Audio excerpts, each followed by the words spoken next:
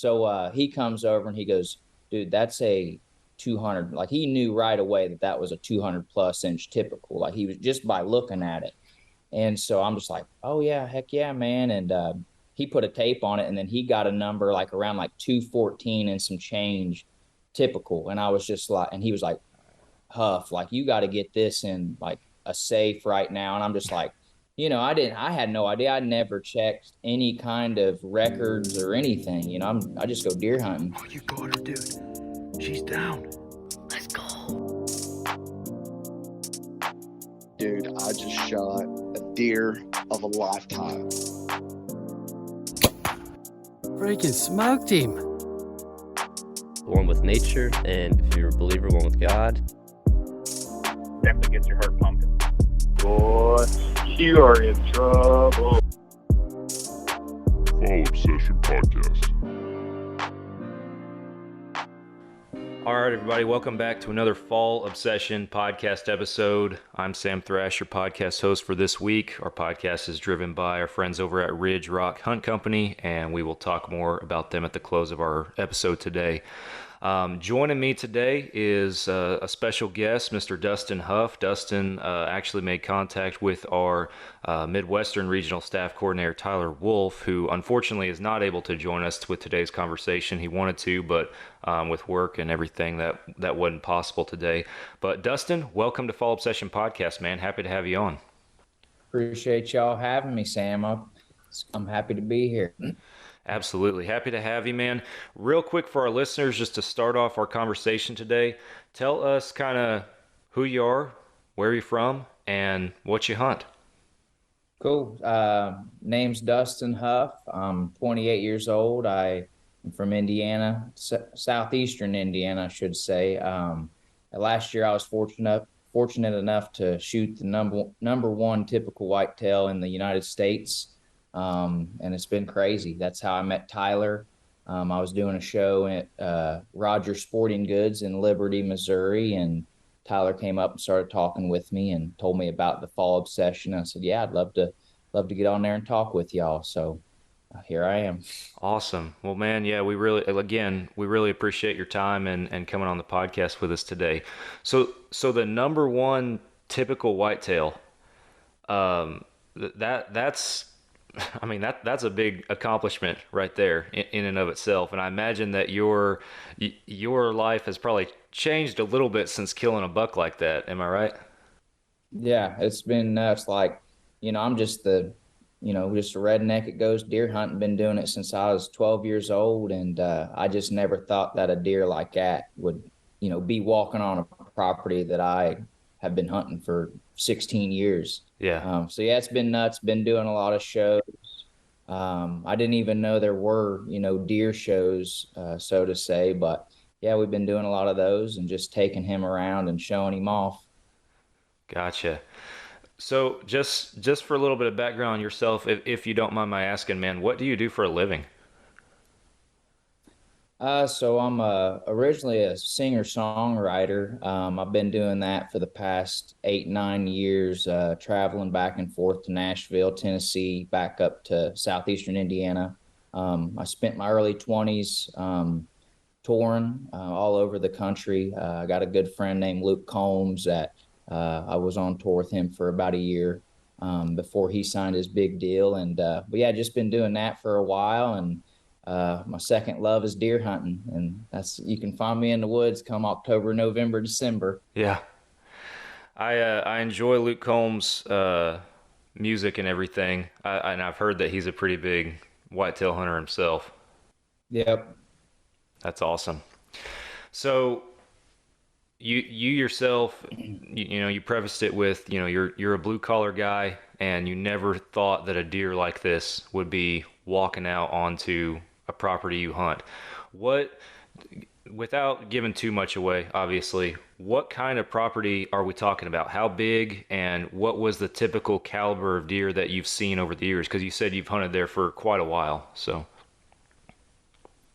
Yeah, so it's a 185-acre tract. It's a hog farm. That's a good family friend of my dad's and our whole family, really. He's a big farmer in the area, and he's let us hunt that same property since I killed my first deer on it.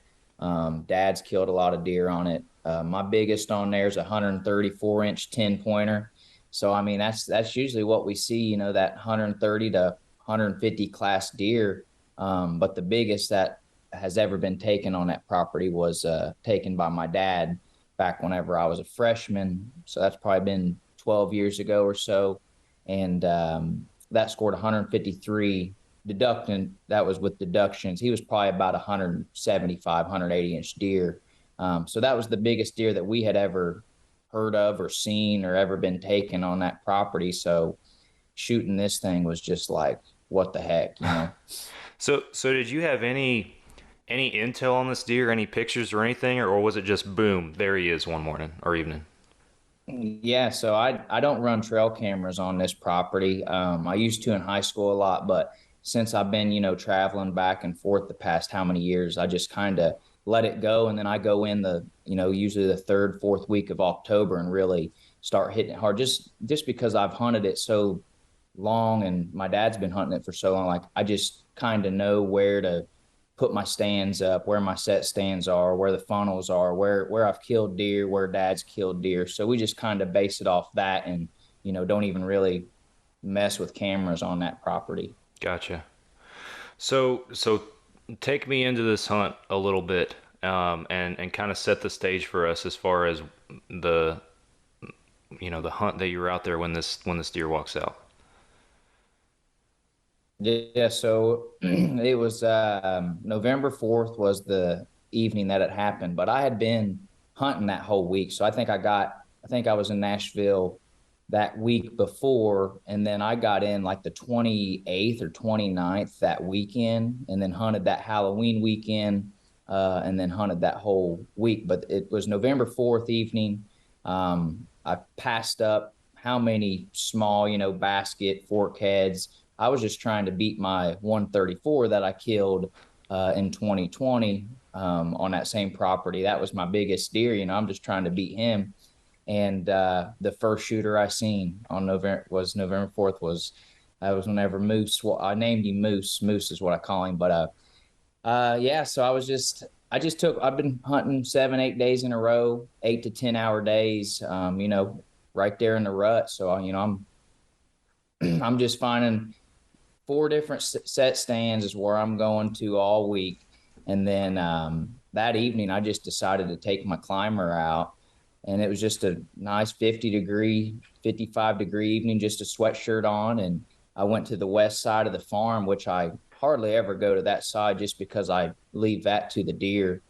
And took my climber, picked a tree, sawed off 2 limbs, went up, and never seen a deer that whole evening. And then right at 6:30, I saw his antlers come out from the thick where the creek bed was in the thicket. And he started coming up my ridge, and it was unreal, man. What's going through your mind, like, as this deer's approaching you? At first, it was just like, what the heck, you know? I mean, like, I didn't even think it was real just because, like I said, he looked like a moose. Like I had never seen a deer like that, you know, on YouTube. I've never seen a deer like that anywhere. So I was just like, what the heck, you know? So I'm just looking at him in awe, you know, eyes open, mouth dropped. And I'm just trying to figure out where can I shoot this deer at? Because like once I figured out that he was taking the ridge coming up towards me, I had to make it was 2 minutes or so. I had to make a pretty quick call on, you know, where I was going to shoot him at, because I mean, where he was coming up at was the thickest part of the freaking property. And so I'm watching him while I'm trying to find a shooting lane. And eventually I just whistled at him just because like I knew he wasn't stopping. I didn't really have any shooting lanes. I mean, it was so thick. I was like, I got a couple, you know, holes here and there that I could sneak an arrow in. And the first whistle stopped him. He looked at me and he didn't even know I was there. And I'm looking at him, and I let him take one more step. I couldn't shoot him on that first whistle because I got sapling trees and it's just thick right there. Yeah. And I let him take one more step. I whistled one more time and he stopped, and had to lean to the left side of my tree stand and snuck an arrow through. Heard the smack. He ran about 50, 60 yards, looked around, flicked his tail, and went down in the holler that he came from. And I just put my hands up and I was just like, let's go, let's go. So, I mean, obviously this deer walking up, you're amazed, you're kind of taken back by his size, but did you have any idea the caliber of deer you just shot? No, I thought it was like a 180-inch deer. So like I knew it was probably the biggest. I knew it was bigger than my dad's, and I knew it was the biggest deer that I'd ever seen. So in my head, I'm saying 180-inch, 185-inch deer, and that's me pushing it because like in my head, that's not even possible. Where I deer hunt, like that's not. There's no way that there's a 185-inch deer. Yeah. And so that's what I was thinking. And then it wasn't until that evening I had sent some Snapchats to some friends and, my big buck buddies that they're always after a Pacific deer every year. I'm the kind of guy that I just go out and, hopefully a nice one comes by. And right when I sent it to my two buddies, they said, that's a 200-inch deer. We'll be over in 20 minutes. And I was like, no, man. I was like, and then they're like, don't touch the deer, put the knife down. They were telling me everything. I was like, all right, well, get over here. It was crazy. Wow. So real quick before we move on, what kind of setup are you running as far as your archery setup? I use a crossbow, striker crossbow. I got beam and arrows. I use the 2-blade Rage. But yeah, had my heat wave up. It's a deer urine that I use. And yeah, he came in and had no idea. I shot him at 40 yards.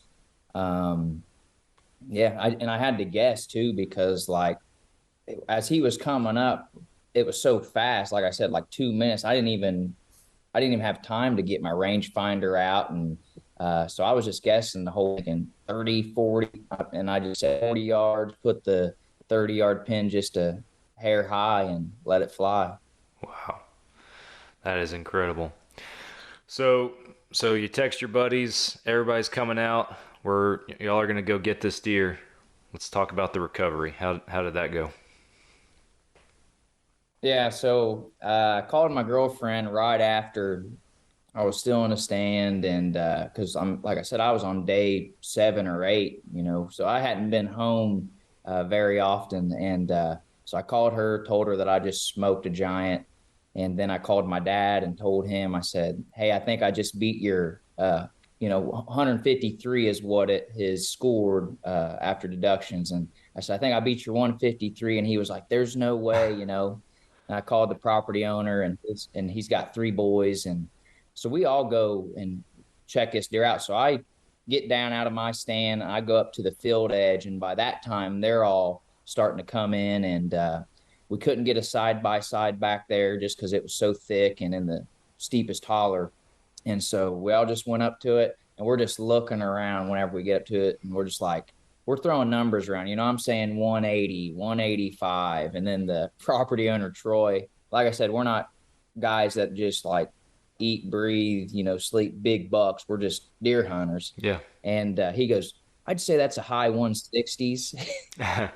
I said, Troy, I think he's a little bigger than a 160-inch deer. But we had no idea, man. Wow. That's crazy. So at what point did you actually go get this thing scored and realize exactly what he is, and kind of walk us through that process, because we've never had anybody, or at least I've never had a one-on-one conversation with anybody who's killed a record book deer like this. What kind of validation do you have to go through to be able to claim that title, if you will? Yeah. So it's been absolutely unreal, just even from the start of it to now. But so whenever I got him back to the house, like we do all our own processing and everything. And my buddies that I called, they come over, and the one guy, he had scored, he scored a few deer in his life. Like he's not an official scorer or anything, but he's seen people do it. So he comes over and he goes, dude, that's a 200. Like he knew right away that that was a 200 plus inch typical. Like he was just by looking at it. And so I'm just like, oh yeah, heck yeah, man. And he put a tape on it, and then he got a number like around like 214 and some change typical. And I was just like, and he was like, Huff, like you got to get this in like a safe right now. And I'm just like, I had no idea. I never checked any kind of records or anything. I just go deer hunting. And he was like, you need to call a photographer. You need to get all this. And I'm just like, I'm not calling a photographer. I'm like, it's a deer. I got a bunch of pictures of, me and the deer in the woods and stuff. And he was like, no, this is a big deal. Like, you don't understand. So like, and we didn't like, in my, I had never even checked any record books or anything. And so he was saying, this is Indiana. This could be the Indiana state record. So at that point, I'm like, all right, Indiana State, but we weren't even thinking U.S. record or anything. Right. And so later that night, I made a tweet and was like, I didn't put it out there. I'd never posted any pictures yet, just because my buddy was like, hey, don't wait till tomorrow to start like figuring out what you're going to do. Yeah. Well, in the meantime, I couldn't sleep that evening, that night. And I get a call. Like I said earlier, I know Luke pretty well. And I had just made a tweet and I said, I think I killed the biggest buck in Indiana. That's all I put. Never put any pictures or nothing. And later on at night, it was probably like 2 a.m., I think, because I think that's whenever they got bus call. That's whenever we always had bus call back in the day. And Luke calls me.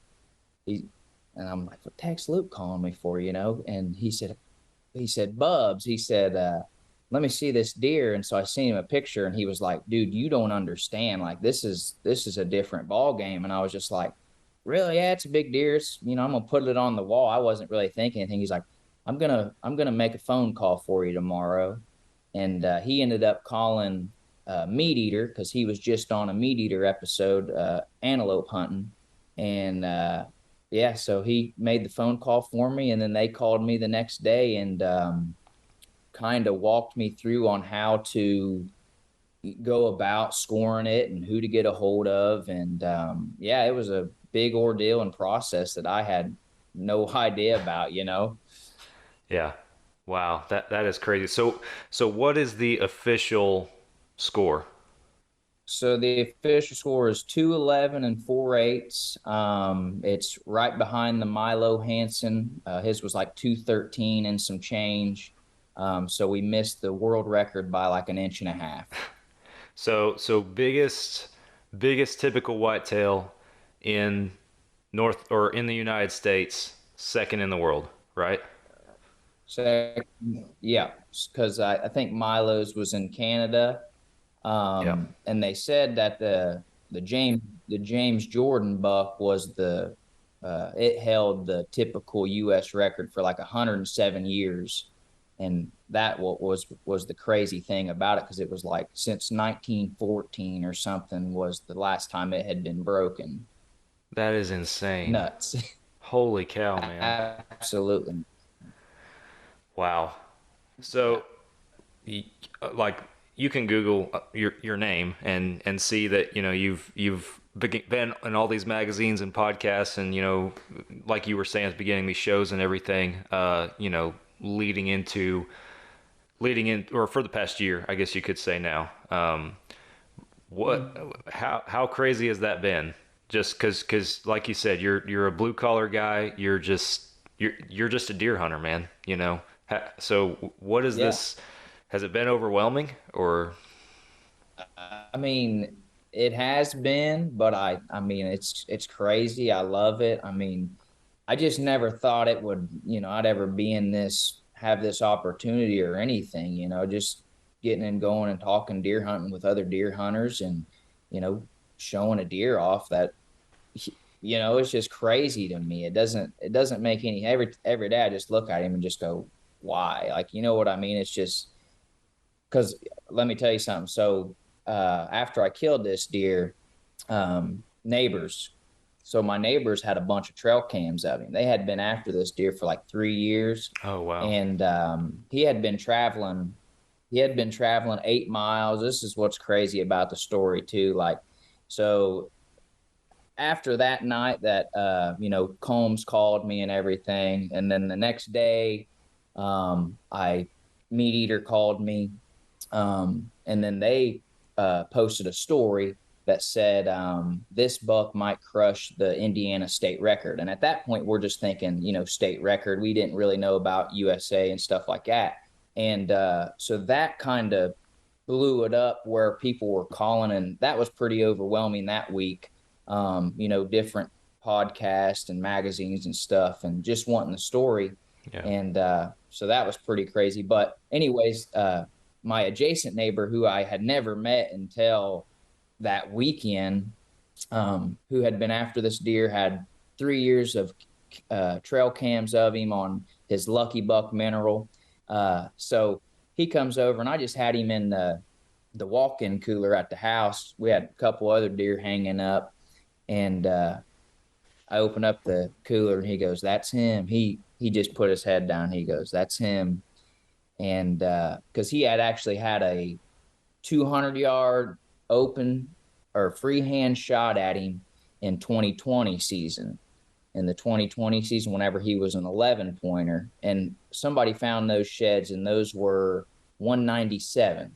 So Wow. he had been after this deer. He has more history with this deer than really anybody. So anyways, I got to talking to him, and he gave me all of his trail cam pics and videos and stuff. It was pretty cool. We still keep up today, about this deer season. And then there was another guy 8 miles away who had been hunting this deer for the past 3 years. It's just crazy how far he was traveling. And he was only at that 8 miles away. He was only going there December, January, February. And then my adjacent neighbor was getting him all through spring, summer, and then rut. And then he would ghost him during the winter months, which he was going back, 8 miles away, which is crazy. Wow. And you were just right place, right time then. Right place, right time. Yeah, and that's the thing. Like, so I've been hunting that property for years and years and years, and like, even when I was running trail cameras, we never got any kind of deer like that in my, you know what I mean? Like, you would see some decent deer, but never anything like that. So it was just crazy. And then, the neighbor coming over, and he was a real nice guy. Both of the guys were awesome. But yeah, the one guy, Chad, that's adjacent to me, he goes, I put a lot of money into that deer because he had him on how many Lucky Buck mineral sites. And he goes, I put how much money into that deer in the past 3 years, he goes. But it was just funny. He was cool about it. But yeah, nuts. Man, I'm glad they're cool about it, because that stings, for any bow hunter or hunter just in general to have a deer like that on camera and Yep. and have it slide away like that. But that, man, what an incredible opportunity, man. That's insane. Yeah, it's crazy, man. One of the things that we really like to have on this podcast and everything, and I know this is one of the things that Tyler had in mind when he was talking to you and everything, but it we love to tell these kind of stories where we have just everyday deer hunters, like you say, and just either crazy or unusual, incredible opportunities, whatever come their way.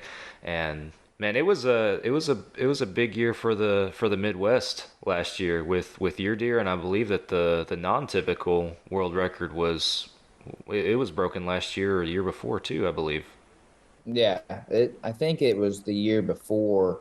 There's just big deer hitting the ground. And I think there's going to be a lot of big deer hit the ground this year too. They're just getting bigger and bigger.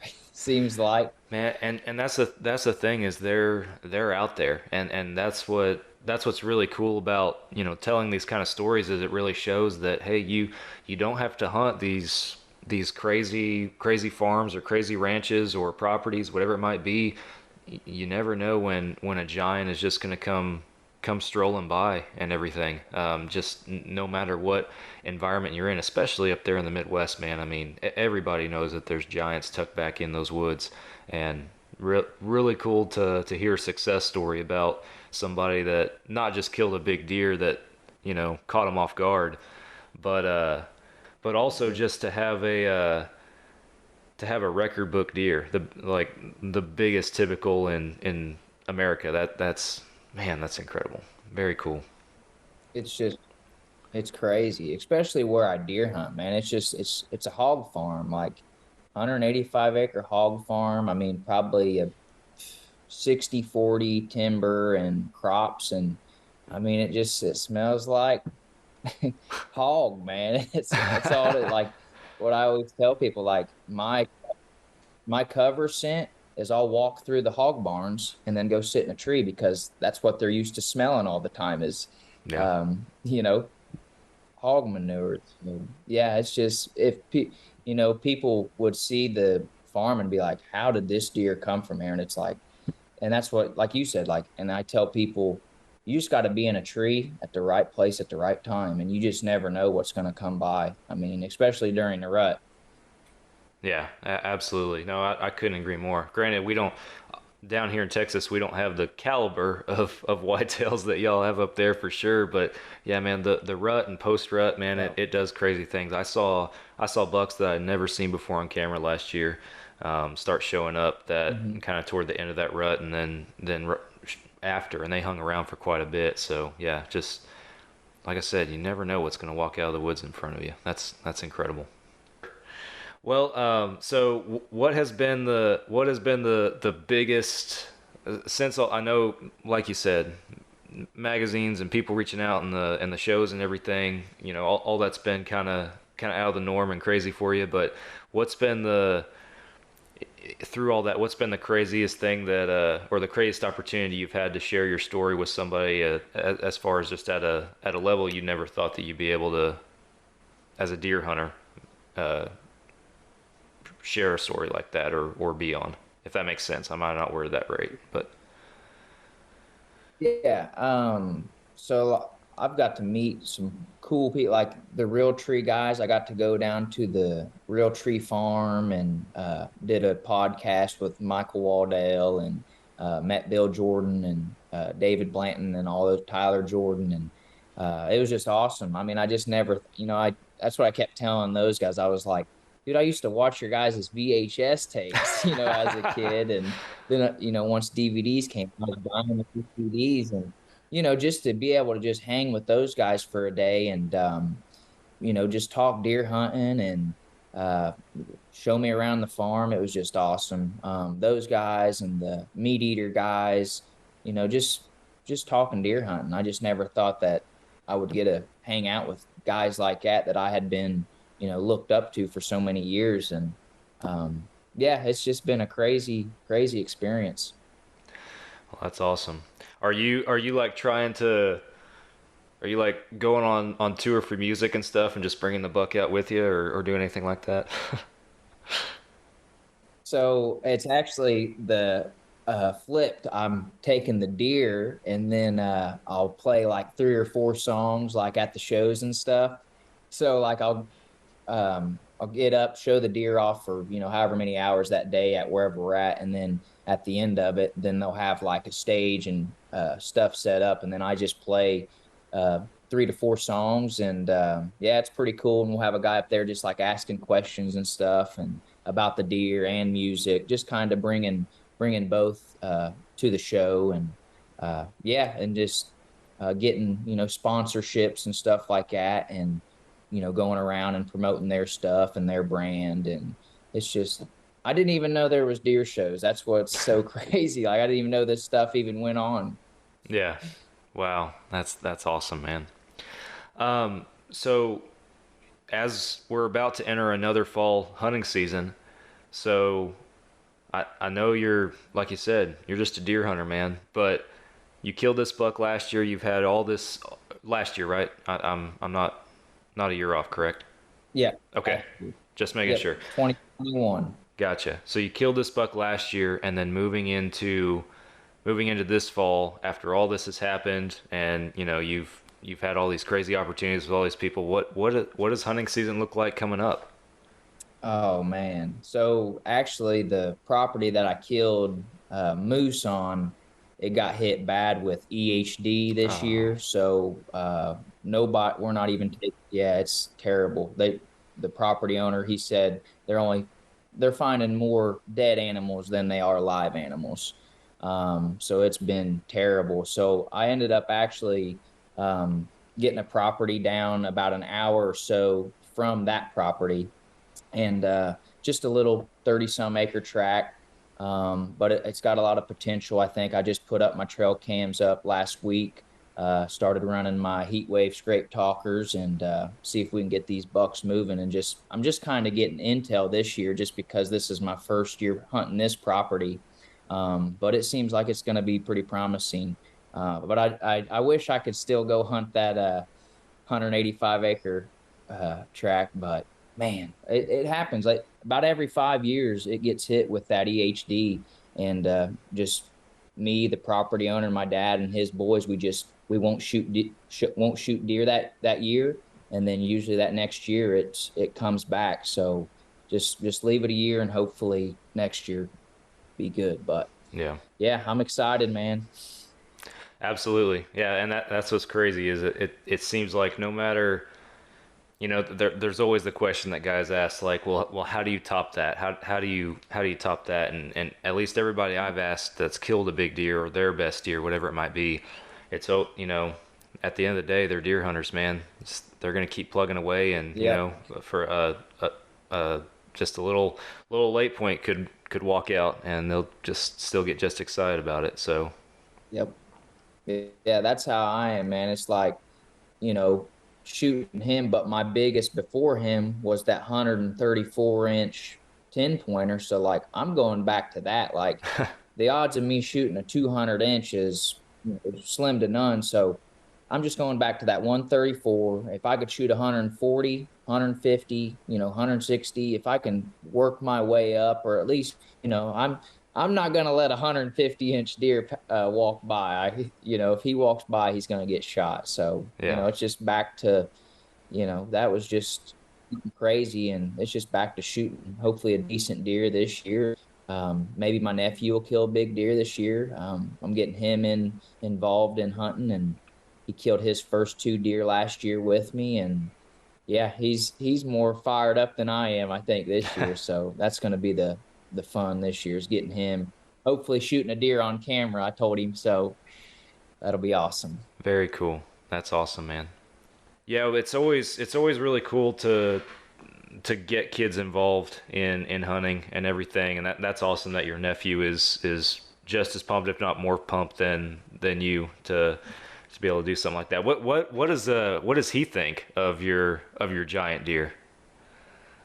So here's a crazy story, actually. So he just started hunting last year. He was 7 years old last year, so he got his hunting license, took his test and everything, and killed his first doe the first time I took him out on a youth season last year, and then the first time I took him out with a crossbow, October 17th, he killed a deer, which was a buck. So he shot, but that morning that he killed that buck. So after he shot that doe, I told him, I said, Easton, or actually it wasn't on the 17th, it was on Halloween, because I killed a doe that Halloween too, that morning. So that morning on Halloween, Easton said, right when we get in the stand, it's still not shooting hours yet. And he said, hey, Uncle Dusty, he said, wouldn't it be crazy if I shot a big buck and got it in Bass Pro Shop? And to me, I had never even talked big deer with Easton or anything, just because, I wasn't expecting anything like that. So, but to him, he had been to Bass Pro that week before. His mom took him, my sister took him up to Bass Pro. And so to him, like, that's just what deer look like. He had seen all those big deer at Bass Pro. And, I explained to him, like, that's not going to happen, like, but the first deer that comes by with some antlers on him, pull the trigger on him. And 4 days later, I shot that deer. And I mean, he was bawling, like, because my sister said he was crying because I told him that that would never happen, that there's not deer like that around here. And to me, it was impossible. But to him, it was like, as a 7-year-old kid, they just say things and they don't even, and it's just crazy that it happened. It's just crazy that a deer like that walked by. I mean, so I'm taking him to the woods this year, whatever that kid's got going on. I mean, he's got something, but yeah. Yeah, man, that's crazy. You rocked his world a little bit there. Just oh man, they really do exist. Well, that's yeah. Yeah, and it's like, and that's what's so crazy. Like, and I remember him saying that, like, it was such a, like, where does that even come from? Because, like, I have never, talked about deer and Bass Pro Shop. I had never, talked record deer or anything with him. I just told him, like, the first deer that has some horns on him, you can shoot it, like, because the odds of shooting a big deer is not very likely. So yeah. And then that happened, and now he's thinking, well, I want to shoot one that big now, and it's just like, well, I hope so. I hope so, man. But that's a once in a lifetime Yeah. deer right there. So That's what I told him. I was like, I hope you kill a bigger one than that. I mean, I'll take you hunting for the rest of your life, and hopefully he'll get something close to it. But yeah, yep. man, that it's just but. Like I've already said several times now, it's just crazy that those deer are out there. You never know when one's going to come out. I know really early on when we started our podcast here, this is episode 120 something, all the way back at like episode 8 or something, like when we just started out. A friend of mine that outside of hunting and everything, he shot back in 2011 or 2012 down here in Texas. He shot a county record in one of the fourth or fifth biggest deer in Texas, and he has good caliber deer on his place here, up toward the Texas Panhandle, but not anything 200 plus. And it's just one of those same kind of same deal, just one of those November stories where this deer comes, never seen him before, just came strolling by, and if our listeners are interested, they can go back and listen to episode 8. But the game warden actually told him that he had seen the deer like 11 miles or something away was that deer's home range, and the rut had just pulled him that far out. So it's just, man, you never know. You never know. Yep. All those deer that are on trail camera, I mean, they can just like that disappear, because once that rut hits, though, their nose is on the ground and they're gone. Yeah. And that can either work in or against your favor. Your bucks can either leave or you can get new ones. Exactly. Exactly. Well, man, really, really awesome story. Awesome having you on the podcast and getting to talk about this. Is there anything that we're missing in regards to this incredible opportunity, or anything else you'd like to share about it? I mean, I think that's about it. If you want to plug in I got 3 new songs that I just put out in August. Yeah, I was going to ask you about your music. You can listen to those on. Yep. So I got all my stuff on Spotify, Apple Music, anywhere where you stream or can buy music, it'll be there. But I just put out a 3-song EP. It's called Good Dog, and it's 3 of my favorite tracks that I've ever been a part of. So yeah, if people want to check it out, I'd really appreciate it. And yeah. Do you have any tours or shows coming up? My last show of this year is October 1st. I'll be in Warsaw, Illinois, at some deer festival. And then next year, we're booked up all through the spring, winter months, and into the summer. So, yep, I'll have that all posted on my social media and everything for next year's shows, and where we'll be at and stuff like that. Gotcha. You coming down to Texas at all? I hope so, man. I'd love to get down there.